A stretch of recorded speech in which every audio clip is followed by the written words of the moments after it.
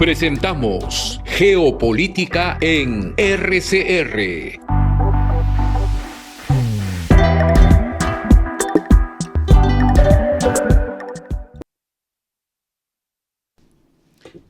Amigos, muy buenas noches, buenas tardes o buenos días según el uso horario de quienes nos están acompañando ya de manera permanente y continua, ininterrumpida, disculpen las precisiones, desde hace 2 años y medio y unos días más.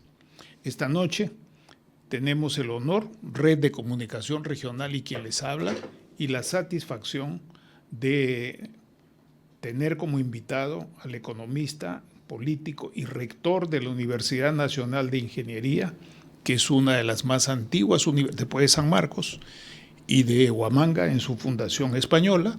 Es una de las, Arequipa también tuvo una fundación antigua, una de las más antiguas universidades que fueron hechas en el molde de las escuelas de Estado de Francia. Era la Escuela Nacional de Ingeniería, la Escuela Nacional Agraria, la Escuela, otras más, la Escuela Enrique Guzmán y Valle, también la Cantuta, todas ellas transformadas en universidad. Alfonso López Chavo, economista, antiguo amigo, que me place ver después de muchos años, es rector de esta universidad, de la Universidad Nacional de Ingeniería, que es en estos momentos una universidad que tiene varios programas en los cuales trabajan otras personas que también han estado en este programa en aspectos de innovación. Alfonso tiene una larga trayectoria, él se ha formado como economista aquí, pero también en el Centro de Investigación y Docencia Económica de México, o fue en la UNAM, en la Universidad Nacional Autónoma de México, donde tenemos otros amigos que esperamos entrevistar muy pronto también. A mí no me gusta estar leyendo currícula.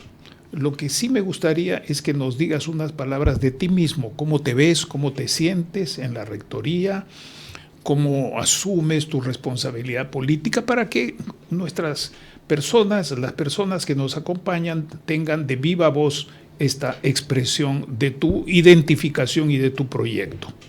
Bueno, empecemos por lo que has mencionado, ¿no? Yo fui a México a obtener una maestría y terminé sacando también un doctorado.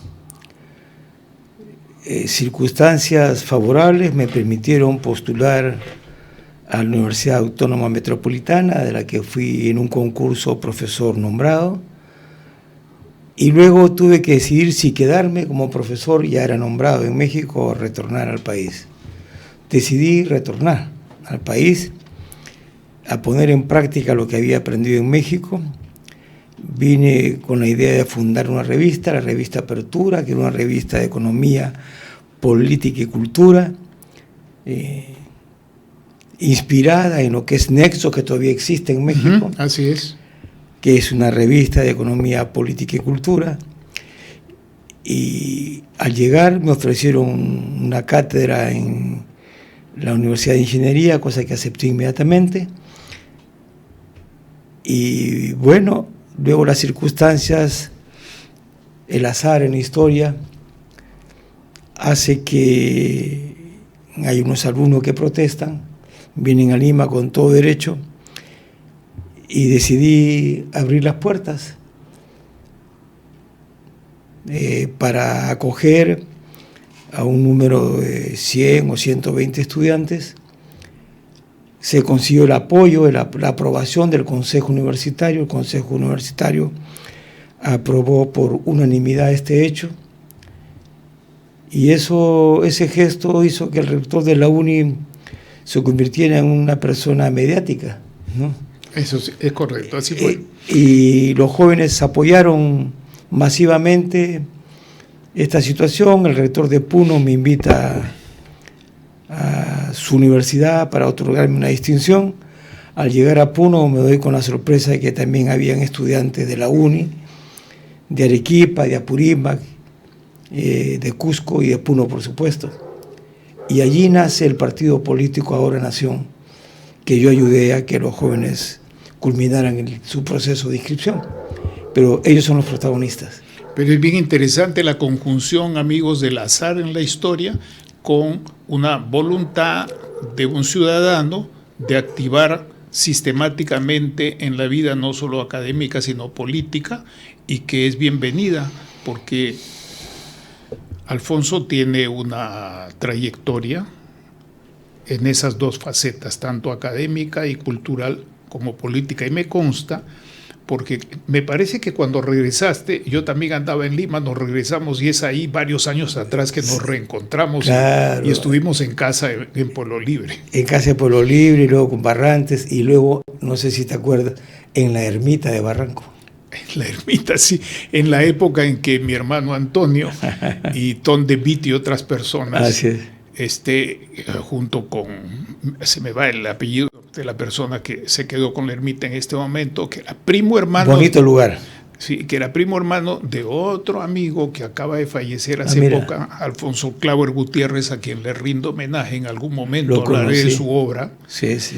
Alfonso es una de las pocas personas que ha hecho un trabajo extraordinario, silencioso por su cuenta, en materia de historia, sociología y de formulación del proyecto nacional en 1986, documentos que yo pude publicar en la UNESCO, pasando por la revisión de la gente de UNESCO. Cierro mi paréntesis con tu permiso.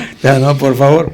Pero creo que es importante porque así la gente sabe que aquí no estamos improvisando, estamos recogiendo la opinión tanto de personas adultas, como el caso de Alfonso, como de gente joven, que también invitamos. También tenemos colegas en Puno, de la universidad, en Arequipa, que hemos invitado y que vamos a dar más participación tanto a varones como a mujeres, ¿no? Bueno, a mí me acompaña Yulisa Prado Elices, ella es asistente, pero no solamente asistente, era responsable de Ahora Nación en Apurímac y pertenece al área de comunicaciones del Comité Ejecutivo Nacional de Ahora Nación. Excelente. Así que sería bueno que la bienvenida también, con mucho gusto, claro que sí. Claro. Este programa, como tú sabes y saben también desde hace 2 años y medio, invitamos a todos los sectores. Lo único es que es importante que intervengan y que acepten participar con sustantivos, no con adjetivos ni adverbios, y en segundo lugar con eso como una forma de respeto, es lo fundamental. Y es muy importante que estos valores se reafirmen en la vida del país, porque si no vamos a seguir cosechando fracasos. Me quedo aquí y me gustaría ahora sí que entrásemos al grano y que nos digas respecto del tema que nos convoca hoy, ¿cuáles son tus ideas centrales? Esta tribuna es básicamente no para polemizar con nuestros invitados, sino para escucharles, cosa que no hay costumbre en nuestro país. Adelante, Alfonso, por favor. Bueno, hace unos años hicimos un seminario en el Hotel José Antonio sobre la geopolítica, en honor a un catedrático de la UNI que se había especializado en el tema, y eso me lleva ahora para entrar de frente al grano. Cuando hablamos de geopolítica hay una camisa de fuerza, ¿ya? Y la camisa de fuerza es que todos discutimos al interior de la caja, nadie discute fuera de la caja. Discutir al interior de la caja es discutir aceptando que el régimen de acumulación a nivel mundial es eterno. Y eso significa que la célula del régimen de acumulación es el ingreso es igual al costo más el beneficio. Sea que tú tengas una carretilla que vende anticuchos o una empresa que tiene sucursales en distintos departamentos o países del mundo, al final su esquema básico es que el ingreso es igual al costo más beneficio. Y el costo es la inversión en capital y la inversión en mano de obra. En el régimen capitalista que tenemos vigente, dicen que los empresarios entran al mercado cuando ven que es posible ganar y salen del mercado cuando creen que la tasa de ganancia no les permite ganar y creen que ese proceso es eterno. Entonces, la economía política que es la más próxima a la geopolítica, te dice que en el movimiento de ascenso hay ingreso y salida de empresarios por la tasa de ganancia. Y en el momento de descenso también hay ingreso y salida por la tasa de ganancia. Hay una tendencia a ver la foto y no a ver el video. Entonces, ¿qué cosa es mirar el video? Cuando el feudalismo se convierte en capitalismo, se hizo con la esperanza de que había una clase universal, el burgués, el empresario, que se iba a convertir en una clase de sello universal. Y triunfó el capitalismo porque era mejor que el modelo feudal en todo. Cuando digo en todo es en tiempo de trabajo. Ya no era más 3 o 4 días para su patrón, sino solamente 8 horas. Y que el trabajador era un hombre libre, subrayo la palabra libre, de vender su fuerza de trabajo como él quisiera. Eran 2 condiciones esenciales. También era superior en ciencia y tecnología. La gente dejaba el feudalismo porque el modelo emergente era mejor que el anterior en todo. En todo. Voy a citar a un economista norteamericano, Jeremy Rifkin, cuyas tesis han sido reproducidas, o yo diría copiadas, por el Foro Económico Mundial de Davos. Su presidente tomó las ideas de Jeremy Rifkin y se olvidó de citarlo, ¿no? Pero ahí están las huellas. Y Jeremy Rifkin decía que él propone un sistema capitalista, le llama ético, empático, distinto al decimonónico, ¿no es cierto? De rostro humano, como se decía desde los 90, 80 y 90. Así es. Y él dice, el sistema capitalista está muriendo, dice. Pero no porque haya una huelga general de trabajadores que asaltan al sistema capitalista. Dice que está muriendo debido, y lo subrayo, al éxito de sus propias premisas. El éxito de sus propias premisas, mi querido Manolo, es que en la crisis ocurre una paradoja. No se puede discutir, me imagino yo, geopolítica sin discutir acumulación y crisis. Salvo que uno quiera discutir, y también se acepta, correlaciones de fuerza estáticas en el marco vigente. También se puede, ¿no? Pero no me siento cómodo allí, ¿no? Porque en la crisis hay mucho dinero que quiere ser invertido. Hay empresarios que quieren invertir. Hay empresas que están paradas, dispuestas a funcionar, y hay trabajadores que quieren trabajar. Y sin embargo, ninguna de las cosas existe. Esa coincidencia se llama crisis. Entonces hay un exceso, como acabo de decirte, exceso de plata, exceso de empresarios, pero no se puede invertir debido al éxito de sus propias premisas. Danos algunos ejemplos para ilustrar mejor a quienes nos acompañan, que no todos tienen una preparación en economía política y menos aún en geopolítica con una base de economía política o de macroeconomía en por ejemplo, lo que hace el señor Trump, el país de libre mercado, el país que nos vendió el sueño del consenso de Washington, el país que nos decía el Estado no sirve y que lo único que sirve es el mercado y nada más que el mercado, aunque los humildes de la tierra sean pisoteados. Y entonces, en esa ironía de la vida, el señor Trump empieza a hacer exactamente lo contrario y amenaza con aranceles al mundo. ¿Cómo te explicas eso? ¿Cómo se puede explicar eso? ¿Solo puedes explicarlo a raíz de la matonería, que lo es un matón? ¿O hay bases materiales, sólidas de la economía? No tiene cómo competir. Él cree que protegiendo su mercado va a hacerlo. No va a poder. Es como si tú tuvieras 2 empresas que compiten. Una empresa reparte acciones a sus trabajadores y la otra empresa no reparte acciones a sus trabajadores. Va a ganar la que reparte acciones a sus trabajadores. Es evidente.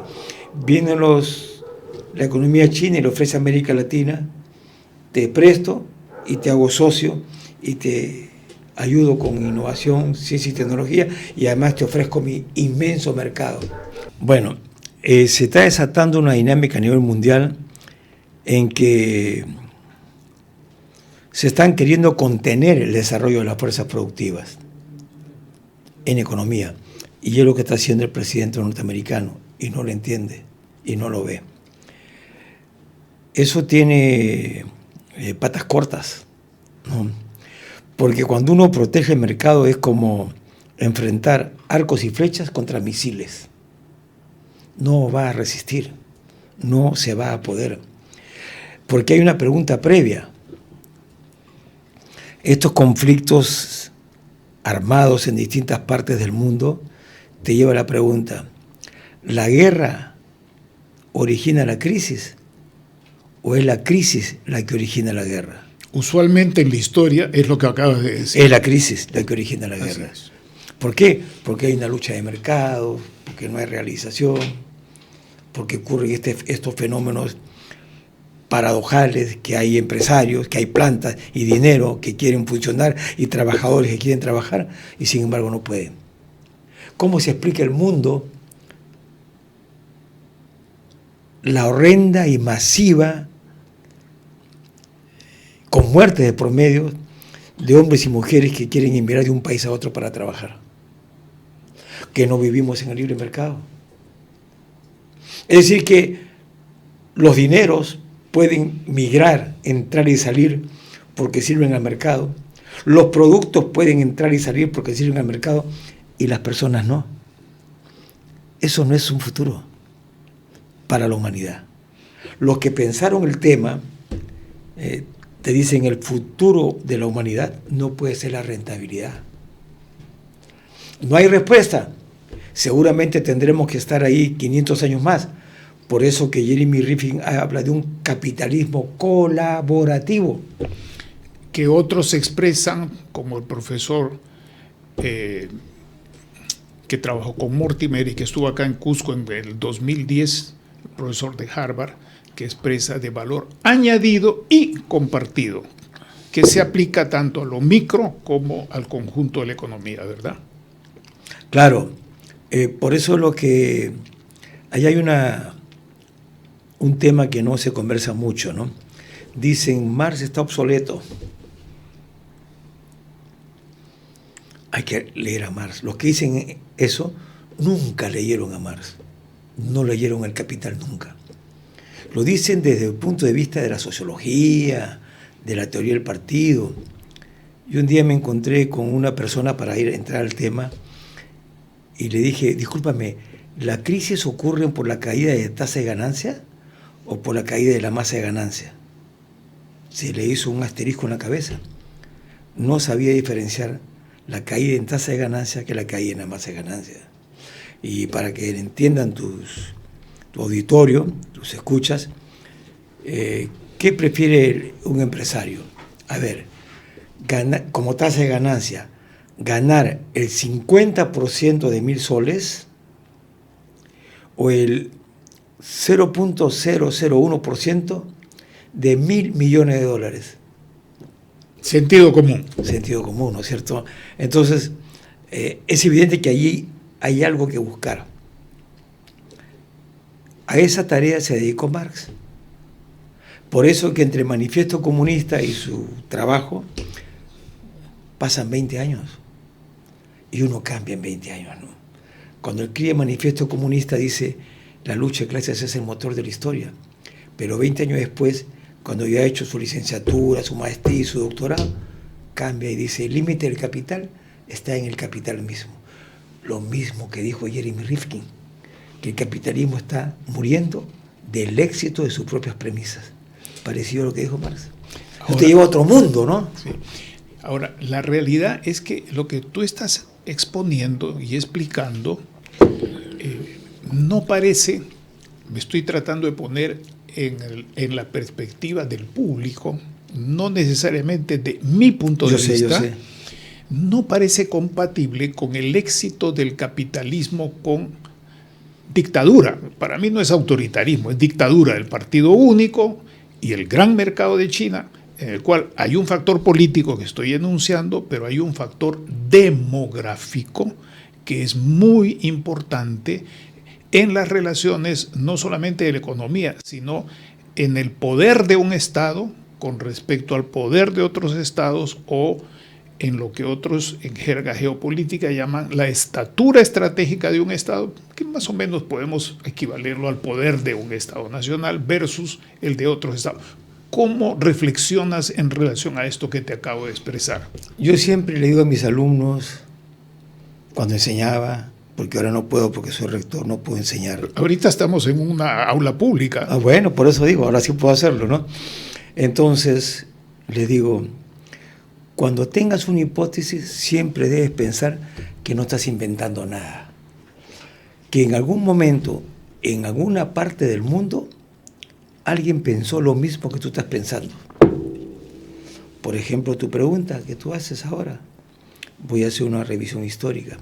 Hoy, cualquier proyecto en cualquier país, por ejemplo el Perú, nos preguntamos cuál es la tarea, qué es lo que hay que hacer en el Perú hoy. Primera pregunta. Segundo, ¿cómo la debemos hacer?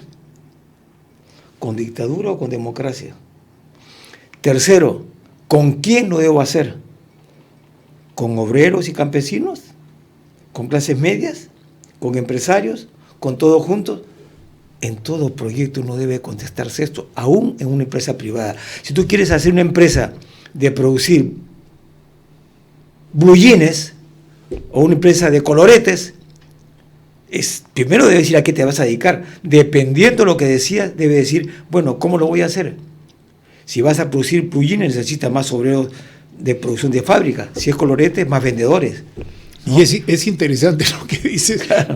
Y me expreso esto porque tú nos estás recordando como buen docente cuáles son las preguntas claves de toda estrategia que se aplican a todo. Y tenemos hasta en la literatura con el viejo Rudyard Kipling, que nos habla de lo que tú acabas de decir: quién, cómo, dónde, cuándo, con qué. Adelante, por favor. Bueno, entonces, ahora regresamos, mira, y ahí involucro a Mariátegui, a el actor, todos los que pensaron, a todos, Ribagüero, Vicente Belaúnde.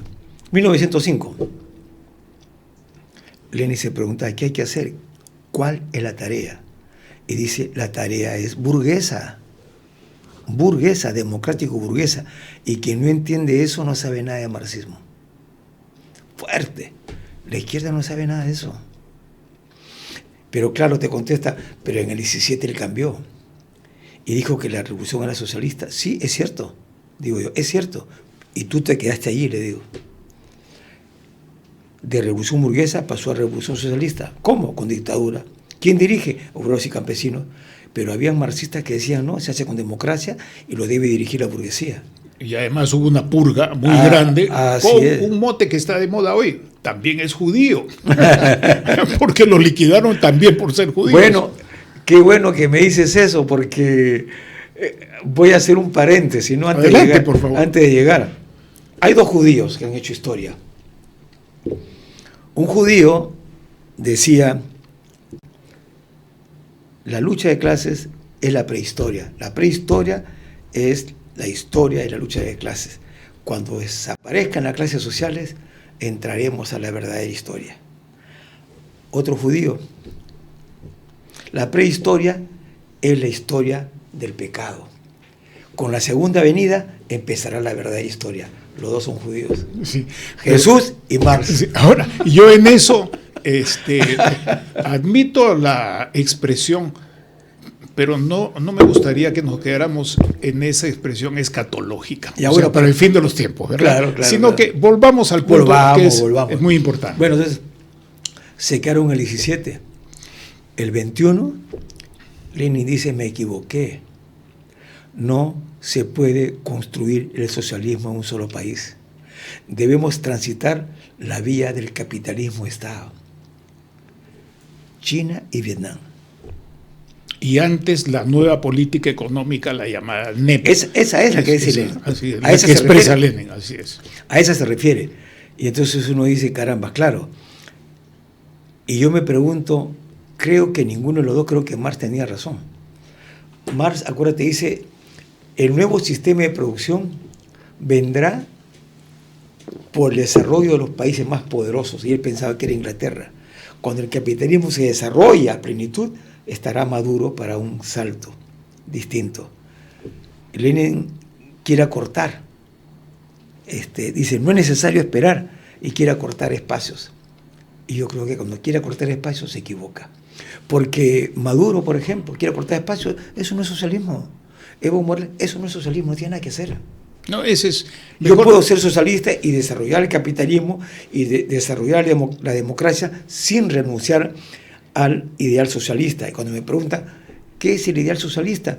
Tú lo dices con otras palabras, le digo. Es un capitalismo con inclusión social. ¿Qué es? ¿Cómo se puede decir en otro lenguaje inclusión social? Acuérdate, a cada quien según su capacidad y a cada quien según su necesidad. Así es. Eso es una ecuación. Si te excedes en la necesidad, no creces. Si te excedes en la capacidad, abandonas a los pobres. El talento te dice el equilibrio exacto entre los dos extremos. Bueno, y en eso no solamente es Marx, ¿verdad? Tú como economista y con la buena preparación que has tenido aquí y en México, también conoces muy bien que hay otros que tienen desde otras perspectivas filosóficas, que más esencialmente era un filósofo, luego un analista de la economía y de otros elementos más, también han tenido con otros términos y con algunos conceptos expresados a través de esos términos una aproximación parecida. A mí me asalta una pregunta que tal vez es impropia, y si lo es tú, corrígeme por favor, yo no tengo ningún inconveniente en esta conversación tan instructiva. Estamos en el caso de China y de Vietnam, por ejemplo. No hablo ni de Cuba ni de Venezuela porque esos son protectorados internacionales en una lucha de poderes. Yo acuerdo contigo. En una lucha de poderes. China, Vietnam y otros que pudieran transitar por ahí, ¿es el modo de producción asiático contemporáneo? Yo creo que es el modo de producción capitalista contemporáneo.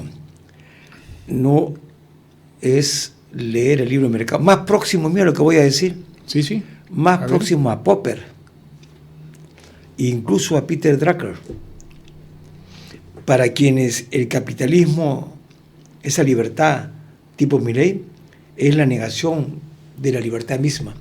Justamente porque queremos una libertad, esta tiene que ser regulada de alguna manera por el Estado. Yo pongo siempre el ejemplo, la libertad total significa que uno meta caballos en la avenida Arequipa, no puedes, ¿no?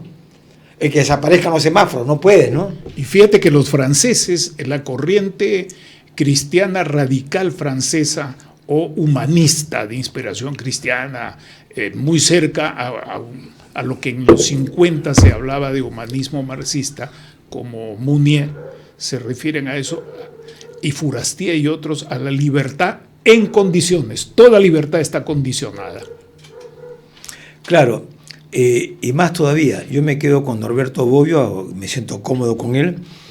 Él señalaba que el hombre busca justicia y libertad, un mundo de hombres libres e iguales. Algunos empezaron por la libertad, creyendo que en el camino, o sea, los libertarios y libertaristas, la derecha, si todavía podemos hablar en esos términos, empiezo por la libertad y en el camino espero encontrar la justicia. No lo lograron y lo estamos viendo. Otros empezaron por la justicia, grupos que asaltaron el poder, creyendo que podían construir esos protectorados que lo llevaran a la libertad, tampoco lo lograron. El mundo sigue en el dilema entre justicia y libertad y no hemos encontrado un modelo que satisfaga a todos. Cuando la humanidad lo encuentre, será posible. Yo tengo una pista y la pista es los viejos socialistas y humanistas distinguían entre el trabajo simple y el trabajo complejo. El trabajo simple era el trabajo del obrero, y ahí se quedaban las izquierdas. Nunca hablaron del trabajo complejo. Al hacerlo, inconscientemente creen que Marx estaba postulando que el que pone ladrillos, el albañil, debe ganar igual como un ingeniero. Marx no podía haber sido tan bruto para decir eso. Jamás dijo eso. Al trabajo del ingeniero le llamaba trabajo complejo. O sea, que equivale a 100 simples. ¿Qué cosa es el CEO en una empresa? ¿Es el propietario o es un trabajador complejo? Es un trabajador complejo, ¿no? El día que ese ingeniero complejo vea que tiene que escoger entre la vida futura de sus nietos y de la humanidad y satisfacer a su accionista, te aseguro que va a preferir la vida de sus nietos y la humanidad. Cuando eso llegue, ese trabajador complejo sabe cómo administrar la fábrica, la conoce, porque es el que la dirige.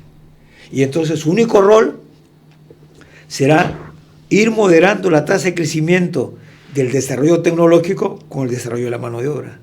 Y ahí, en mi hipótesis, que tengo que seguir estudiando, estará el futuro sano de la humanidad.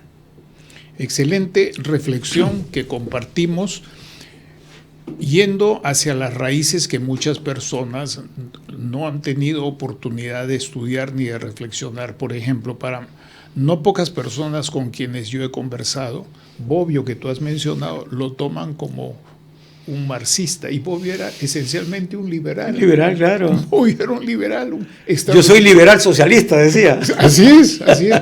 Y por otro lado, hoy día es algo así como un pecado. Se ha prostituido la palabra, para un sector, ¿no? Para otros sectores es una palabra santa, la palabra libertario.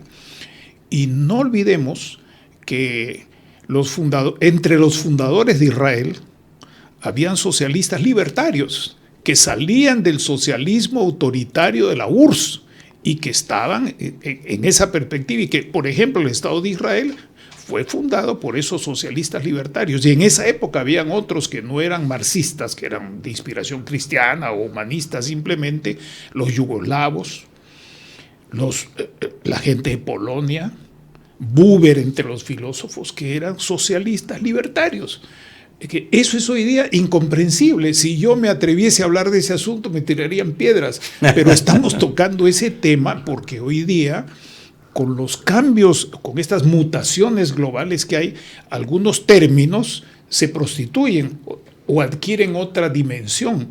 En todo caso, el perspectivismo hace que para uno sea una palabra santa y para otro sea lo contrario. Manolo, tienes toda la razón, y es que en ambos lados, de un lado los libertarios como el señor Milei, en realidad, en un debate, algunos de estos personajes del Israel, estos socialistas liberales, le diría: acabar con el Estado. Sí, estamos de acuerdo, le diría, por un mundo de productores libres, que siempre lucharon en esa perspectiva, que la libertad, señor Milei, más radical. ¿Por qué se queda con la libertad solamente de los empresarios? La liberación de la raza humana. Busque usted el mecanismo para que exista liberación de la raza humana. Yo le digo desde aquí, cuando usted dice ingreso igual al costo más el beneficio, eso termina en crisis. Y lo invito a que llame a todos sus matemáticos y me demuestre usted que al final eso no termina en crisis. Yo le digo, además aplique inteligencia artificial y va a ver que no hay salida. No, claro, el agua, ¿no? Ahora bien, después de esta reflexión que es de carácter teórico, histórico y teórica, tanto de economía política, pero implícitamente de ciencia política, porque las categorías rigurosas de la economía política son también rigurosas de la ciencia política. Y hoy día hablar de ciencia política, queridos amigos, para muchas personas, me vas a perdonar la cita, no voy a decir nombres, ingenieros distinguidos de la agraria y de la Universidad de Ingeniería están en la onda de cero política, cero religión, solamente. Bueno, eso es un absurdo, porque y quieren participar en elecciones, quieren tener partido. No voy a mencionar nombres, repito, tengo la gran tentación, pero Eso es un imposible. Entonces, teniendo en cuenta esto ya, mi pregunta sería, ¿cómo ves la perspectiva, teniendo en cuenta este telón de fondo, esta fuente, cómo ves la perspectiva del Perú en los próximos años, en este marco geopolítico actual, que no voy a entrar en... No, está muy bien, pero sí, yo creo que a nivel de la geopolítica actual, América Latina emerge como una esperanza. Nuestro continente, el continente, a mí me gusta más la expresión de Vasconcelos que la de José María Arguedas, ¿no? José María hablaba de todas las sangres, Vasconcelos hablaba de la raza cósmica, ¿no?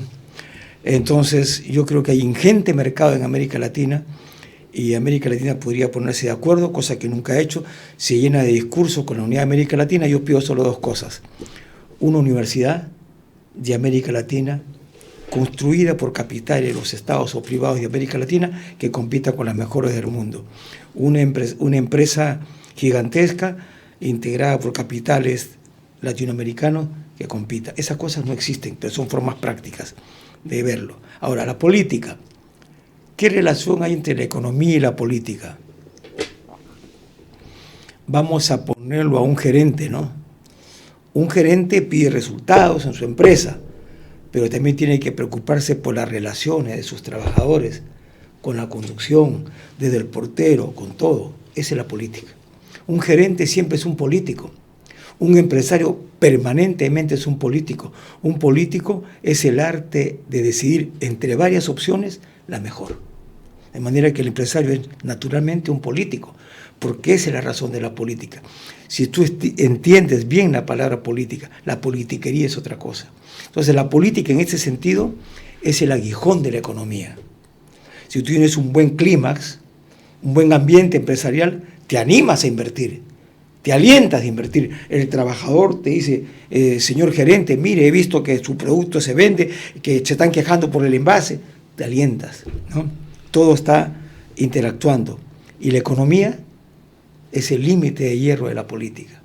En el caso concreto del Perú, para decirlo pronto, la salida más propicia es buscar empresarios, grandes empresarios, que ganen todo lo que quieren ganar, pero con su nación, no a costa de la nación. Empresarios como Túpac Amaru, que es un empresario, y no lo olvidemos, o como Alfonso Ugarte, que vendió todos sus productos para sacrificarse. Estoy conociendo empresarios que tienen mucha preocupación social en estos días. La CONFIEP, con uno de sus presidentes, dijo: no pueden existir empresas prósperas con sociedades muertas de hambre. Así es. Y no pueden existir sociedades prósperas sin empresarios.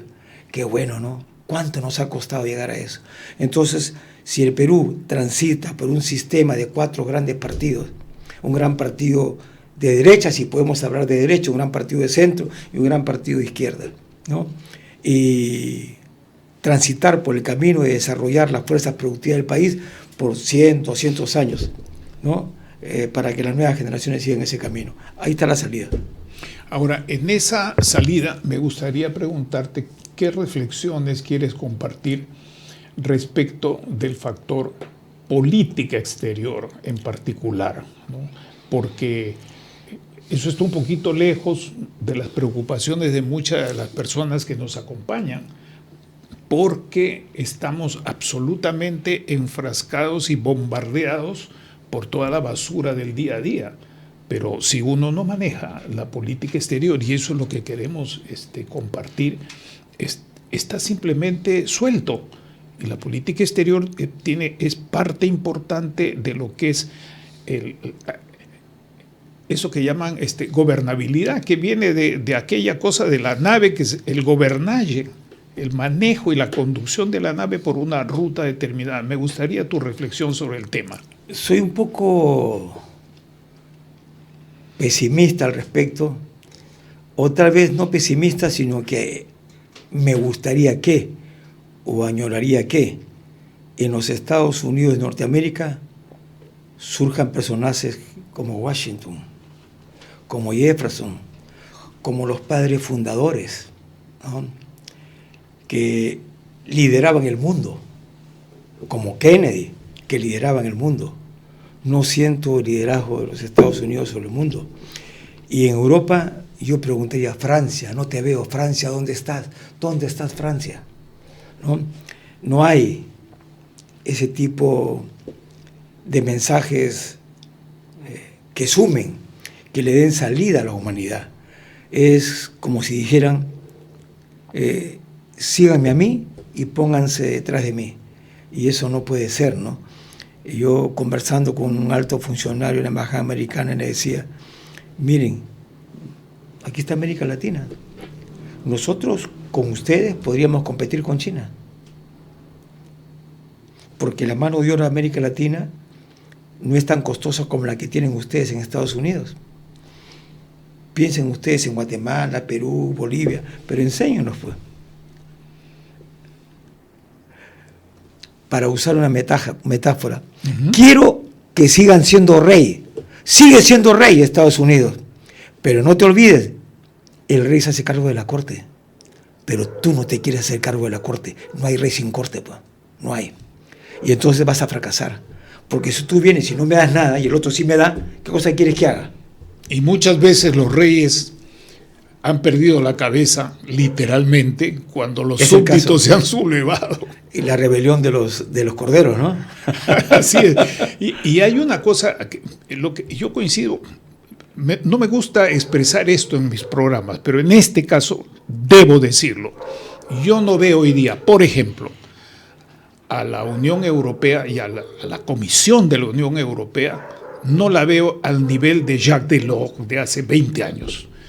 Francamente, me aterra escuchar y ver todos los días el tipo de declaraciones que se hacen en la Unión Europea, lo que muestra una crisis no solamente económica, inmediata que todos conocemos, sino una profunda crisis política.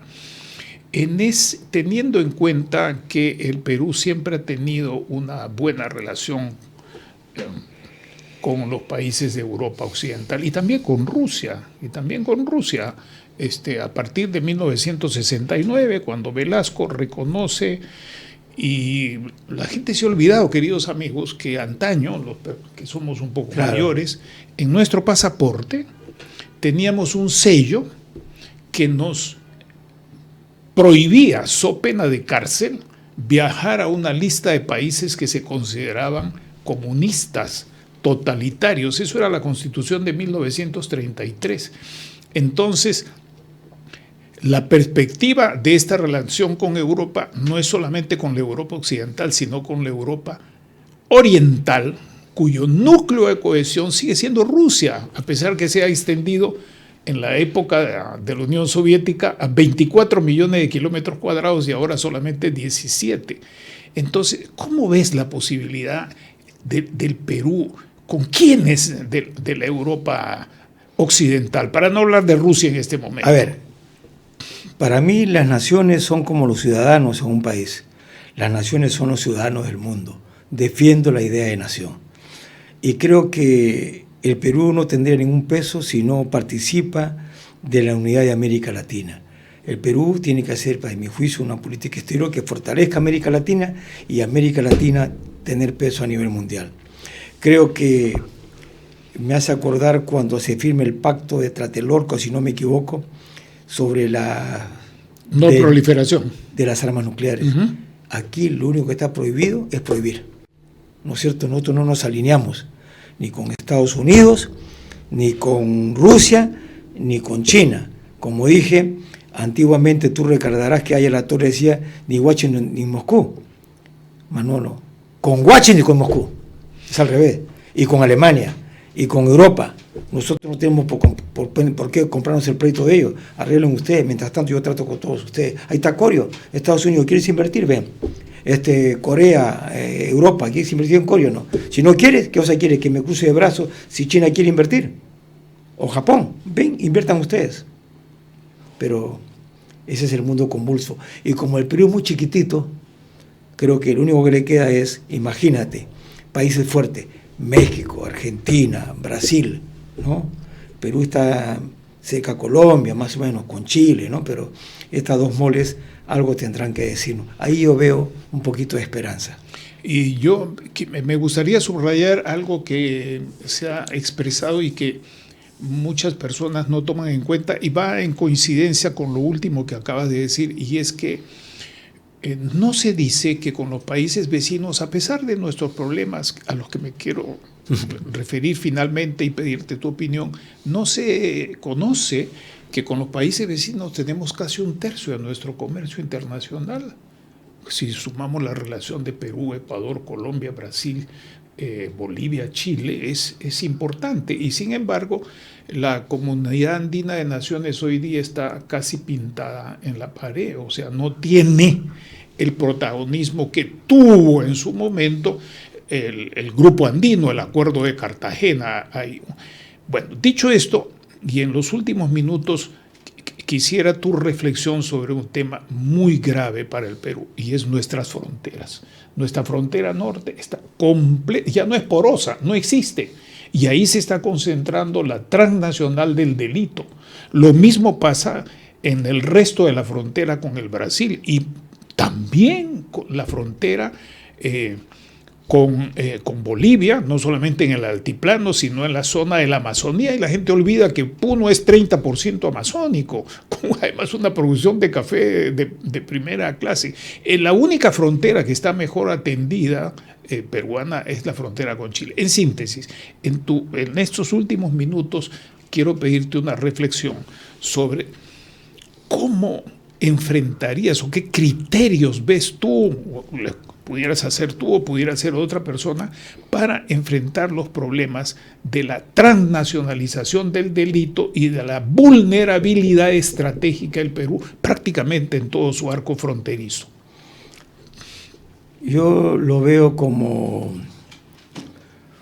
una familia en cualquier barrio popular, una familia con 7, 8 o 5 hijos que se ven agredidas por vecinos delincuentes. No hay salida si la familia no se une. La única posibilidad es que la familia se une. La gente tiene que entender que parte de la política es la fuerza. Le puede llamar disuasión, si quieres. La fuerza dentro de la ley, estamos hablando de eso. Claro, sí. Que es el monopolio de la fuerza parte del Estado. Así es. ¿No? Obvio. Entonces, claro, y si tú tienes un Estado fuerte, una democracia fuerte, es requisito la cohesión social. Hay que decirlo al pueblo claramente, queremos una democracia fuerte, queremos un Estado fuerte porque queremos enfrentar a la delincuencia de manera decidida. Y eso supone un pacto también con los otros estados. No hay otro camino, no hay otro. Por ejemplo, Trujillo. ¿El Perú puede hacer un pacto para combatir la anemia entre todas sus fuerzas políticas? Sí, ¿no? Se puede. ¿El Perú puede hacer un pacto para liberar la libertad? Solo para empezar con una. Sí, ¿no? Fresquecito lo de Patás nuevamente. Claro. Pero también los empresarios tienen que intervenir. Claro. Porque si quieren soluciones baratas, ¿cómo es? Compra maní si tienes monos, ¿verdad? Y no es tan exagerado, ¿no? O sea, no hay otra. No hay de otra. Hay quienes dicen, pero si todo el mundo sabe que en los olivos, en los hoteles, ahí están muchos sicarios. Si ya lo sabes, ¿por qué no lo haces? Te lo pongo más sencillo. Yo vengo de un barrio popular del Callao. Entonces, ¿qué es lo que han vendido a la población? Están matando a los choferes de los ómnibus. ¿Sí o no? Uh-huh. Si tú sabes que están matando a los choferes de los ómnibus, oye, pon en los ómnibus 4 o 5 infiltrados armados que cuando ven el sicario a extorsionar a ese chofer, se va a encontrar con un enfrentamiento de 5, ¿no? Él puede saber que hay agentes en el ómnibus, no puede saber. Nunca podrían saberlo. ¿Por qué no lo hacen? Algo tan elemental como eso. Elemental es eso. Yo no necesito ser policía para hacerlo. En cualquier bronca de barrio tú lo haces. En bronca de barrio no saben quién está. Tú pones 5 agentes en un ómnibus, el ómnibus de Lima a Trujillo, o un ómnibus que va de Comas a Chorrillos. Se llama probabilidades, Manolo. Uh-huh. Y las probabilidades son exactas. Entonces, alguno va a caer, caen 1, 2, 3, te aseguro que los choros no se van a volver a arriesgar porque no saben qué se van a encontrar. Pero no se hace eso, que se haga una vez y vas a ver cómo ya no van a matar choferes. Bueno, en ese sentido va a ser muy importante que tengamos una convicción y elementos de juicio como los que se están exponiendo para que esta familia se una. Y como nos queda ya solamente 2 minutos, por favor ten la libertad de expresarte en lo que desees para nuestro público. Bueno, yo quiero decir a tu público que estoy luchando por 2 cosas centrales que tienen que ver con la idea de nación. Primero, convocar al país a revitalizar la nación peruana y decirles que no podremos revitalizar la nación peruana si no viene desde las regiones hacia Lima. No puede ser de Lima a las regiones, es del interior hacia Lima. Y son convocados a conquistar los mercados del mundo, todo el poder a las regiones, pero para conquistar los mercados del mundo. Le está dando una ilusión a la gente, hay salida y pasa por tomar esa energía social acumulada que está dormida. Hay que despertarla y vas a ver lo que puede hacer. Así es, eso, encauzar en mis términos y creo que en los tuyos y de otras personas también, encauzar en un proyecto nacional viable que sepa una ruta. Y te agradezco esta presentación. Por favor.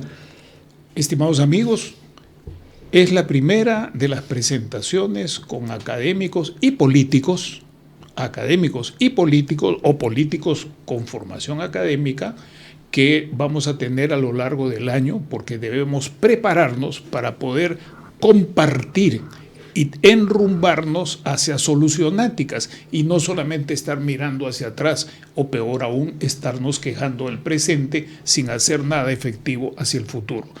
Muy agradecidos por esta presentación, Manolo, espero continuarla y vamos a continuar con otras personas. El próximo lunes, ya lo sabes también, va a estar Manuel Rodríguez Cuadros. Dale mis saludos. Con mucho gusto. Y luego otras personas también conocidas en el mundo peruano e internacional. Claro que sí. Muchísimas gracias, Alfonso. Muchas gracias. Gracias a ustedes, amigos, por su acompañamiento. Seguimos el próximo lunes.